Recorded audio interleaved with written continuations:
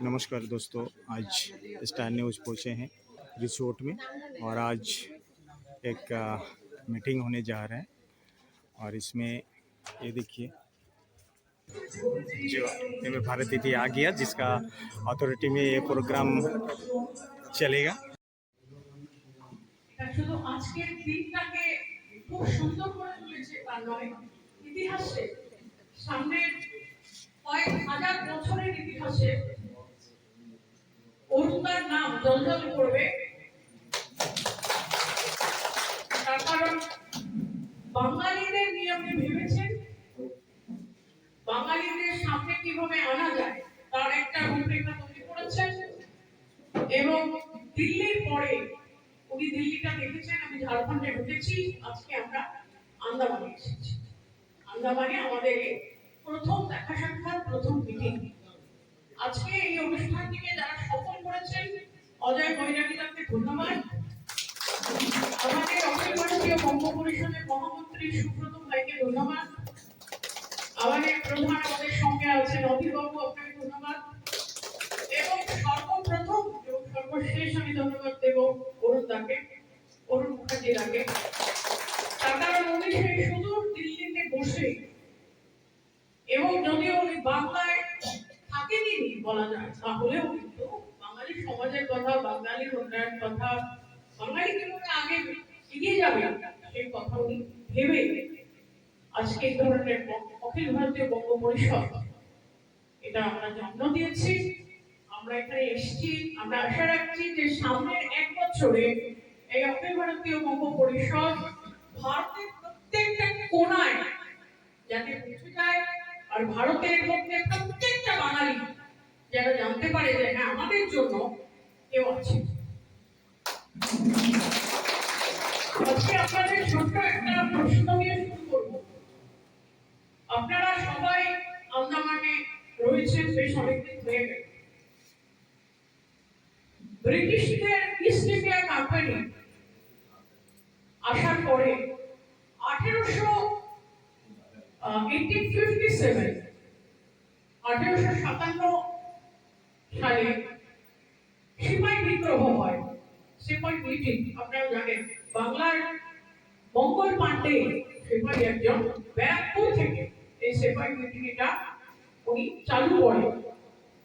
East India কোম্পানির আন্ডারে একটা বেঙ্গল আর্মি ছিল, যাতে বাঙালিরা সেই কন্টিনজেন্টটাকে ধরে দিয়েছিল। তার নাম ছিল বেঙ্গল আর্মি, দি বেঙ্গল আর্মি। যখন এই সিপাই বিদ্রোহ হয় তখন বেঙ্গল আর্মি সর্বপ্রথম বিদ্রোহ করে, এবং সেই বিদ্রোহের শাস্তি হিসেবে তাদেরকে নিয়ে এসে আপনাদের আন্দামানের সেলুলার জেলে আটকে রাখা হয়েছিল। আপনারা কি জানেন কতজনকে আটকে রাখা হয়েছিল? সবাই কিন্তু বাঙালি ছিল। আপনারা আজকে দেখেছেন যে সেলুলার জেলের ঠিক সামনে বীর সাভারকর যে স্ট্যাচু দেখেছেন তো, বীর সাভারকর পার্ক। আপনারা হয়তো জানেন না যে কেন্দ্রের একজন মন্ত্রী এখানে এসেছিলেন কিছুদিন আগে। তিনি বললেন যে বীর সাভারকর মারাঠা ছিলেন, মারাঠা সেলুলার জেলে অনেক কষ্ট পেয়ে মারা গেছেন, তাই আরো তার স্ট্যাচু আন্দামানে তৈরি করতে হবে। এবং আন্দামানে মারাঠারা যাতে ভালো থাকে তার জন্য জমি জমা এগুলো চেয়ে গেছেন আন্দামান সরকারের কাছে। কিন্তু কতজন বাঙালি বেঙ্গল আর্মিতে থেকে এই জেলে অসম্ভব কষ্ট পেয়ে মারা গেছে, আপনারা কি কেউ বলতে পারবেন? 46 জন আর্মি অফিসারকে এখানে বন্ধ করে রাখা হয়েছিল, যার মধ্যে 44 মানে কত? এতজন লোক এখানে কিন্তু আস্তে আস্তে টর্চার্ড হয়ে মারা যায়, যে ডাইড ইন ডিটেনশন। এই হচ্ছে বাঙালির ইতিহাস, এই হচ্ছে বাঙালির ইতিহাস। এই যারা মারা গেছে তাদের স্ট্যাচু হওয়া উচিত কি উচিত না? উচিত তো, নাকি না? আমি যখন পশ্চিম মেদিনীপুর ঝাড়গ্রামের এসপি ছিলাম, যখন আমাদের শিলবা ক্যাম্পে মাওবাদীরা আক্রমণ করেছিল, আমার যাওয়ার আগে আক্রমণ করে, তখন আপনার এসপি ছিলেন। যাই হোক, সেই আক্রমণে বহু ইস্টার্ন ফ্রন্টিয়ার রাইফেলসের জওয়ান মারা গেছে। পরে যখন আমি যাই শিলবা ক্যাম্পে, প্রত্যেকের ছবি লাগিয়ে, প্রত্যেকের স্ট্যাচু তৈরি করে, ফুলের মালা দিয়ে তাদেরকে সম্মানিত করা হয়েছিল। আজকে আপনাদেরও কিন্তু দায়িত্ব নিতে হবে। আমরা সরকারকে লিখব যে আমাদের যে জওয়ানরা ব্রিটিশদের বিরুদ্ধে আন্দোলন করে এখানে বন্দী হয়ে এই জেলে পচে পচে মারা গেছেন, তাদের প্রত্যেকের স্ট্যাচু অখিল ভারতীয় বঙ্গ পরিষদ আপনাদের সহায়তায় আন্দামানে তৈরি করবে এবং আপনারা প্রথম দিন গিয়ে সেটাকে ইনঅপারেট করে আপনারা ফুলের মালা দিয়ে আপনাদের যারা ভাইরা, যাদের জন্য আজকে আমরা স্বাধীনতা পেয়েছি এই দেশে, তাদেরকে সম্মান জানাবে। ঠিক আছে? এটা আমরা এগুলো আপনাদের সঙ্গে করে নিই, এটা মাথায় রাখবেন। আমরা যারা বাঙালি, আমাদের ডিএনএ, আমাদের রক্তের মধ্যে যে ডিএনএ আছে, সেটা যদি পরীক্ষা করা যায়, অনেকে পরীক্ষা করেছে, দেখে নেবেন, তাদের দেখেছে যে সেই ডিএনএটা অংশ আছে কয়েক হাজার হাজার বছর আগে, যখন ক্রাইস্ট জন্মাননি, মানে বিসিই, বিফোর ক্রাইস্ট, সেই সময় সাউথ আফ্রিকা থেকে কালো মানুষ ওই মরুভূমি পেরিয়ে এখানে যেহেতু জল আছে, ভালো জমি আছে, এখানে এসেছিলেন। নেগ্রোয়েডের ডিএনএ আমাদের ডিএনএতে আছে। দেখা গেছে যে তিব্বতি বার্মিজ লোক আমাদের এখানে এসেছে, থেকে গেছে, তাদের ডিএনএ আমাদের ডিএনএ এর মধ্যে আছে। দেখা গেছে যে আরব কান্ট্রিজ থেকে এখানে এসেছে, তাদের ডিএনএ আমাদের ডিএনএ এর মধ্যে আছে।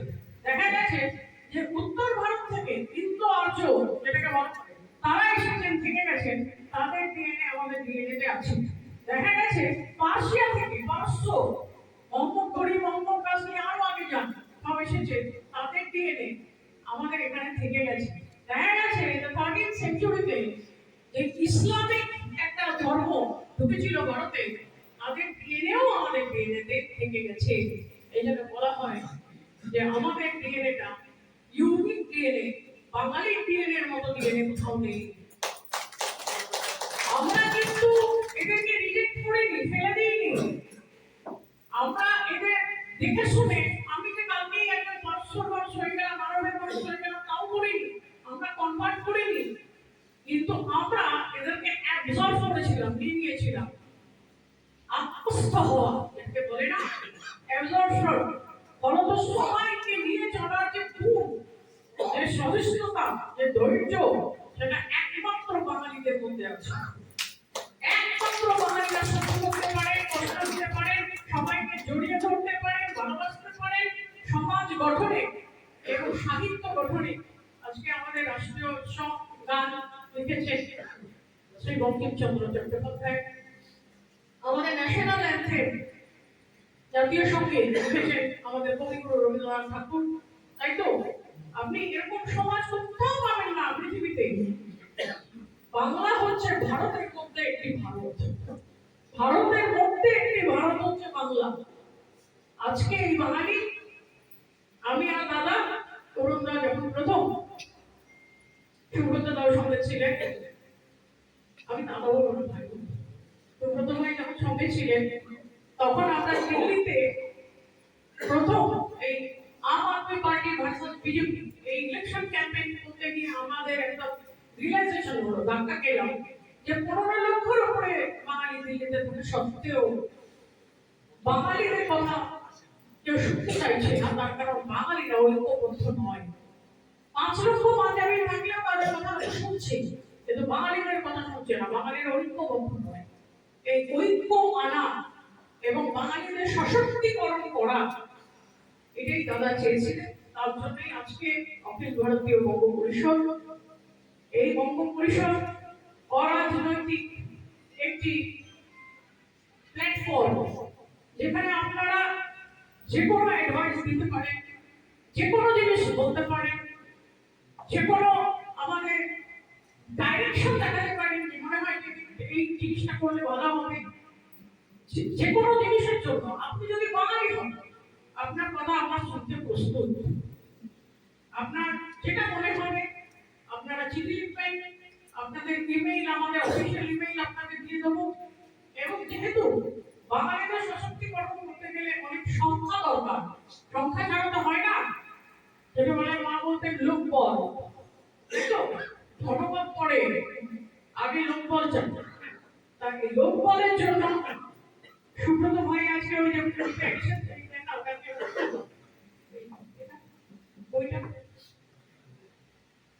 এই বিল বইটা নিয়ে এসছে।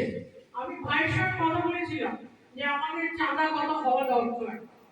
তো ভাই আমার 11 টাকা।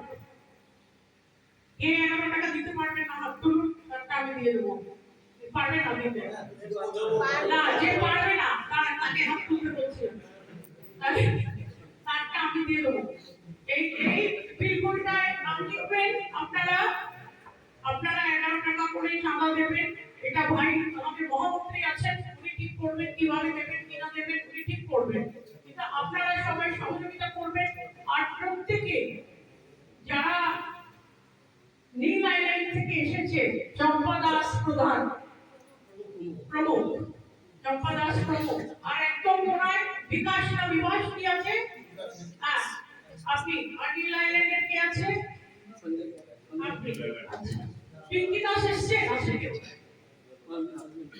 আপনি হচ্ছেন পিঙ্কি দাসের? আচ্ছা, ভেরি গুড।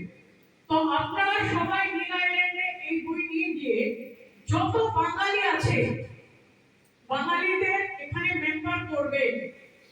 আমি দেখতে চাই যে আপনারা কত বাঙালিদের এই যে একটা উন্নয়নের যে একটা মহাযজ্ঞ, এই যজ্ঞে আপনারা কত বাঙালিকে শামিল করতে পারেন।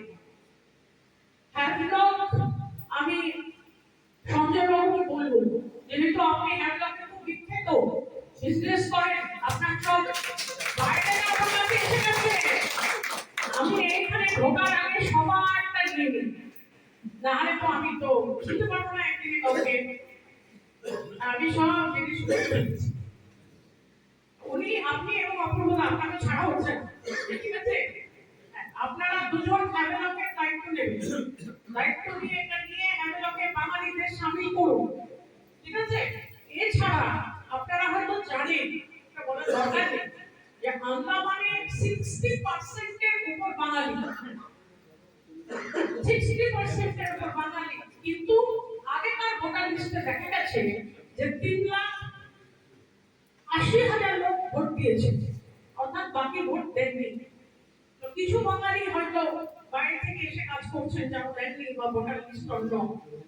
তো এবারে আপনারা নিজেরাই কিন্তু, আমরা এখানে আজকে অ্যাডভাইসার দাদা, আমাদের এই যে অখিল ভারতীয় বঙ্গ পরিষদের আমরা কিছু আজকে অ্যাডভাইসারের নাম দাদা বলে দেবে।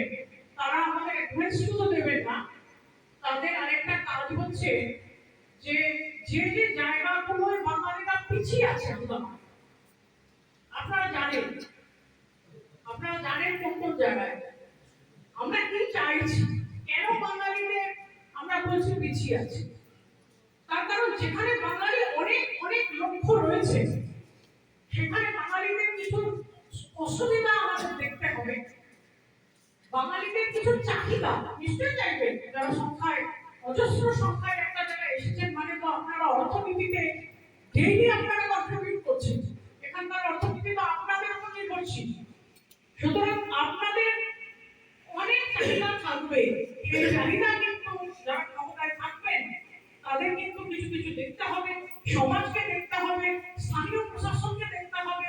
সুতরাং বাঙালিদের চাহিদা কি কি আছে সেটা আপনারা পরবর্তী আমরা যেটা করবো প্রোগ্রাম 1 মাস বাদে, সেখানে আন্দামানের বাঙালিদের চাহিদা কি, আন্দামানের বাঙালিদের গ্রিভান্স মানে ক্ষোভ বিক্ষোভ কি, আর আন্দামানের বাঙালিরা লং রাখছে, ধরুন 10 বছর চিন্তা করলাম কি কি চাইছে, ঠিক আছে?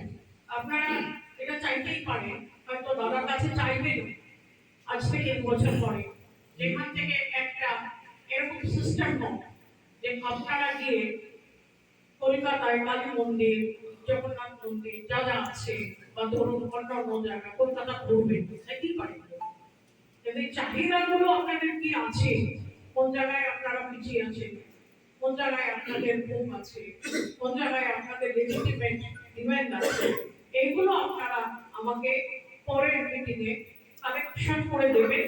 আর আমাদের এই অখিল ভারতীয় গণ পরিষদ থেকে আমরা কিছু জিনিস আন্দামানের জন্য যেরকম জিনিস চাইবো, সেটা একটা তো বলে দিলাম, আমরা চাইবো যে যারা মারা গেছে বাঙালি সোলজার, তাদের যাতে স্ট্যাচু হয়, তারা যাতে প্রপারলি সম্মানিত হয়। কিন্তু ভূষণ রয়ের স্ট্যাচু বীর সাভারকরের সঙ্গে রয়েছে, তিনি একজন বাঙালি। মহিন্দ্র স্ট্যাচু ওই বীর সাভারকরের সঙ্গেই রয়েছে, তিনি একজন বাঙালি। কিন্তু আপনারা যদি এই বেঙ্গল আর্মি ছেড়ে জানতে চান যে কতজন বাঙালি স্বাধীনতা সংগ্রামের জন্য তাদেরকে ধরে এনে এই সেলুলার জেলে রাখা হয়েছে, তাহলে প্রায় 100 অনেক উপরে। আমি পরের দিন দেবো, আমি রিসার্চ করছি, ধরে ধরে আনতো আর এখানে ভরে দিচ্ছে, ধরে ধরে আনতো। কারণ আমাদের তো স্বাধীনতা সংগ্রামের যে বীজ, ওটা তো বপন করেছে বাংলা, আর উৎসাহ দিয়েছে পাঞ্জাব। তাই তো পাঞ্জাব আর বাংলাকে ভাঙতে চেয়েছিল ব্রিটিশ। তাই তো 1905 সালে একবার ভেঙে গেল, 1911 সালে আবার চলে গেল, আবার 1947 সালে পাকাপাকি ভাবে ভেঙে দিতে পারল। তাই তো শ্যামাপ্রসাদ মুখার্জি এগিয়ে এসে বলেছিলেন যে হিন্দুদের একটা ছোট্ট জায়গা পশ্চিমবঙ্গ, কিন্তু হোমল্যান্ড দিতেই হবে। তো শ্যামাপ্রসাদ মুখার্জির স্ট্যাচু তো আন্দামানে থাকা উচিত, নাকি না? এত দাদা থাকা উচিত।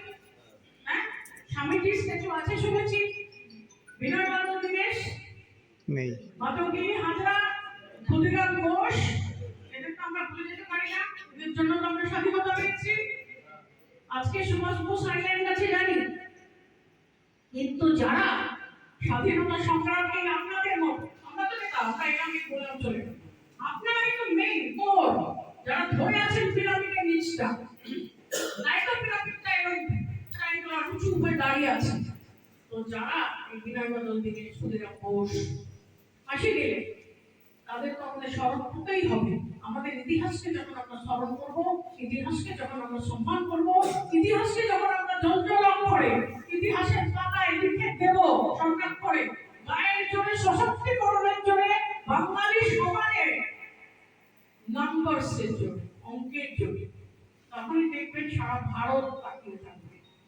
কেন কি বাঙালিরা হলো পৃথিবীর তৃতীয় বৃহত্তম জনজাতি গোষ্ঠী।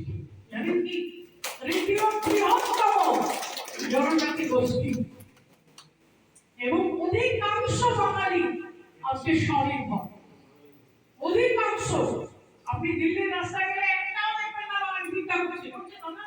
একটাও পাবেন না।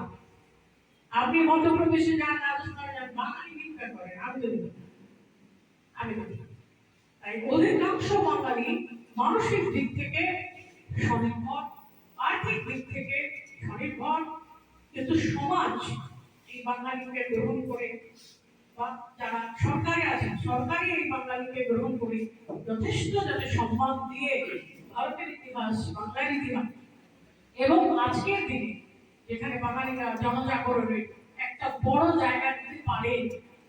আজকে ধরুন রামমোহন রায়, যেটা আমরা বলি জনজাগরণের একটা সময়, ইন্ডিয়ান রেনেসাঁস, রাজা রামমোহন রায়, ঈশ্বরচন্দ্র বিদ্যাসাগর, একই না? বিধবা বিবাহ, সতীদাহ প্রথা বন্ধ করেছিলেন রামমোহন। ঈশ্বরচন্দ্র বিদ্যাসাগরজি আপনাদের বিধবা বিবাহের একটা বড় জায়গায় উনি দিয়ে দিয়েছিলেন, নাকি না? তো ইনারা যারা আছেন, আমাদের সম্মানীয় গুরু রামকৃষ্ণ পরমহংসদেব, মা শারদা, নাকি না? হোল পৃথিবী ফলো করে তো, হোল পৃথিবী। আমি বিবেকানন্দকে, রামকৃষ্ণদেবকে, বেলুর মঠ সারা পৃথিবীতে আছে, নাকি না? তো সব তো বাঙালি। তাহলে সেই বাঙালিরা আজকে কেন পিছিয়ে থাকবে? আজকে কেন তাদের কথা শোনা হবে না? আজকে আমরা যদি 60% বাঙালি দাঁড়িয়ে তাহলে বাঙালিদের ভাষা কোথায়, মানে কোন জায়গায় আছে তা দেখতে হবে। বুঝতে পারছেন কি বলছি? তাই আপনারা জেগে উঠুন। আমি রাজনীতির কথা বলি না। আমি বলি সমাজ যখন এগোয় রাজনীতি এগিয়ে এগোয়। সমাজ ছাড়া রাজনীতি হয় না, মানুষ ছাড়া রাজনীতি হয় না। এবং আজকের দিনে বাঙালিরা এমন একটা জায়গায় আছে যেখানে তারা যে কোনো জিনিস চাইতে পারে, যে কোনো জিনিস বলতে পারে, এবং স্থির সমাজের একটা প্রধান জায়গায় বাঙালিরা দাঁড়িয়ে আছে। সমাজের স্থিরতা, সমাজের শান্তি, সমাজের উন্নয়ন আন্ডারই হচ্ছে বাঙালি। তাই আজকে আমি আপনাদের এখানে আসতে পেরে নিজেকে খুব ভাগ্যবতী মনে করছি। আজকে অজয় দা যে অ্যারেঞ্জমেন্ট করেছেন, অজয় দাকে আরেকবার ধন্যবাদ দিচ্ছি। আমি এখানে এই যে বইটা, এই বইটা আমি হ্যাভেলকের সঞ্জয় বাবুকে দিয়ে যাব, অমর বাবুকে দিয়ে যাব, নীলে আপনাকে দিয়ে যাব।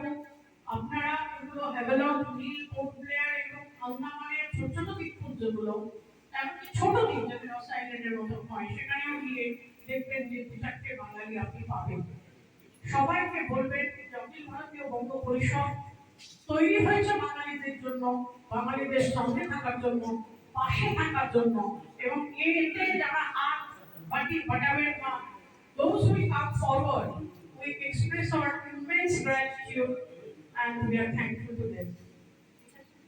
এইটুকুই আমি বলবো। আজকে প্রথম দিন খুব ভালো লাগলো যে আপনারা সবাই এসছেন, জানবেন যে আমরা আজকে ইতিহাসের এই সন্ধিক্ষণে এই একটা অভূতপূর্ব মুহূর্ত, যেখানে আমরা একটা ফলক বা শিলান্যাস, যেটাকে চোখে দেখা যায় না, সেই শিলান্যাসটা প্রত্যেকটা বাঙালির মনে আমরা আজকে করে দিয়ে যাচ্ছি, যাতে তারা ভাবতে শুরু করে। আজকে অনেক বাঙালি আছে সকালবেলায় বাড়ি থেকে বেরোন, অফিস করেন, খান, বাড়িতে ঢুকে যান, ঘুমিয়ে পড়েন, টিভি দেখেন।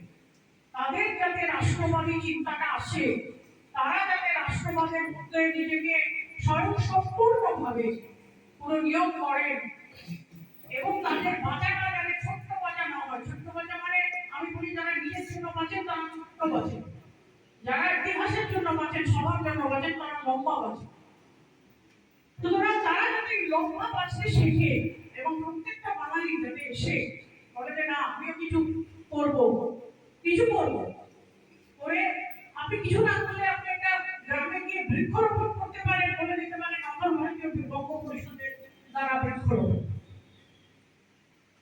লোকে জানতে চাইবে অখিল ভারতীয় বঙ্গ পরিষদ কি, কেন এখানে 10টা গাছ লাগালেন। আপনারা বলবেন যে গাছগুলো গাছ, এটা বাঙালির ইচ্ছা, বাঙালির হৃদয় থেকে কিছু চাওয়া, কিছু পাওয়ার ইতিহাস, কিছু আকাঙ্ক্ষা এবং কিছু স্বপ্ন এই গাছগুলোর মধ্যে লুকিয়ে আছে। তাই আমরা 10টা গাছ লাগিয়ে দিলাম অখিল ভারতীয় বিদ্যার্থী বঙ্গ পরিষদের নাম। এখানেই আমি শেষ করবো। তারা যদি এরপর কিছু বলেন বলবেন। আপনাদের অনেক অনেক শুভেচ্ছা দিলাম, ভালোবাসা দিলাম।